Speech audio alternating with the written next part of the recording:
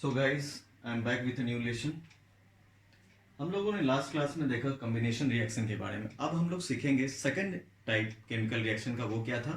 Decomposition reaction.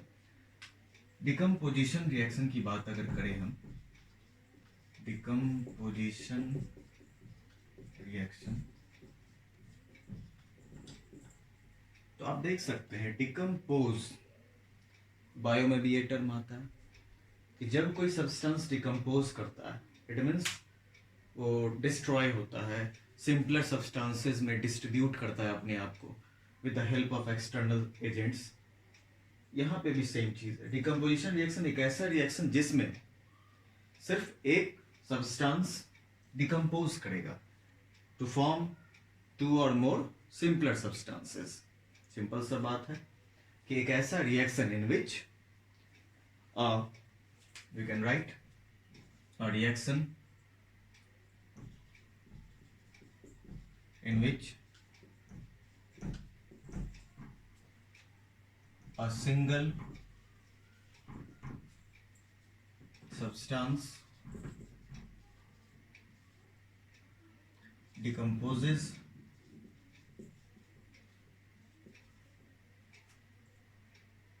into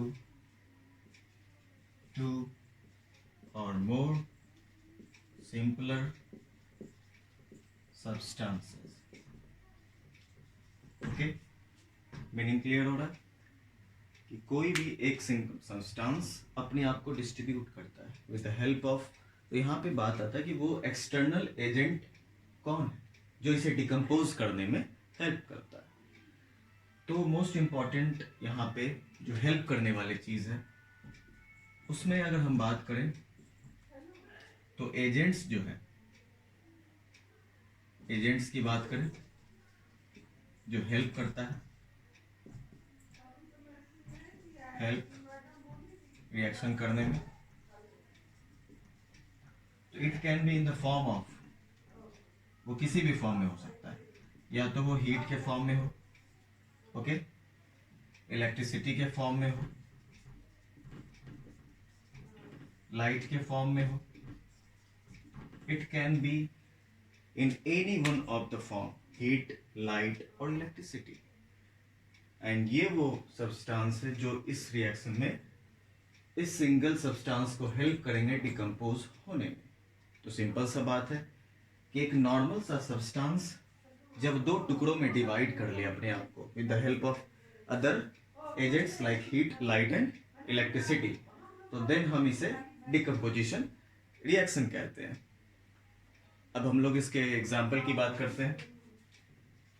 छोटा सा example अगर हम लोग लें, जैसे हम लोग कैल्शियम कार्बोनेट की बात करें, कैल्शियम कार्बोनेट, कैल्शियम कार्बोनेट को हीट प्रोवाइड किया गया, तो हम लोगों ने इस एग्जाम्पल को पहले भी डिस्कस किया है कि कैल्शियम कार्बोनेट को जब हीट किया गया तो then it means the first factor, it can be, इसमें से कोई भी हो सकता है, ठीक है। तो this is the sign of heat in chemistry, but in maths it is triangle, and in physics it is a sign of change in the given particular parameter or any physical quantity। तो here it represents heat। तो calcium oxide का formation होता है, calcium oxide plus क्या formation हुआ था, याद होगा हम लोगों ने पहले भी इस इक्वेशन को किया है, तो कार्बन डाइऑक्साइड गैस का एवोल्यूशन हुआ था, carbon dioxide. Okay, we can write calcium carbonate CaCO3, calcium oxide CaO plus carbon dioxide की बात करें तो CO2। नाउ प्लीज अब लुक, देख सकते हैं हम लोग कि कैल्शियम कार्बोनेट को जब हीट प्रोवाइड किया गया देन ये डिकम्पोज हो गया, मतलब दो सिंपलर सब्सटेंसेस में डिस्ट्रीब्यूट हो गया, calcium oxide and carbon dioxide. And if it is the skeleton chemical equation then we have to balance it, और हम लोगों ने तो पिछले क्लास में बैलेंस करना भी सीखा है, तो हम लोग बैलेंस कर सकते हैं, बहुत ज़्यादा सिंपल है। बैलेंस करते हैं हम लोग, अब काउंट करते हैं सबसे पहले, अगर अनबैलेंस होता जब भी हम इसको बैलेंस करेंगे, तो calcium here it is 1 and in RHS is also 1, so calcium is balanced. Carbon in LHS is 1, and in case of RHS it is also 1, so carbon is also balanced. In case of oxygen it is in LHS it is 3, and in case of RHS it is also 2 plus 1 3. So this given equation is already balanced. Select lime हम लोगों ने पिछले वाले example में calcium hydroxide को कहा गया, ये एक्चुअली में क्या है, क्विक लाइम, ठीक है, ये क्विक लाइम CaO, हैशटैग में हम लोग लिख सकते हैं यहाँ पे CaO, इसे हम क्विक लाइम भी कहते हैं और नॉर्मली लाइम भी कहा गया। Please have a look.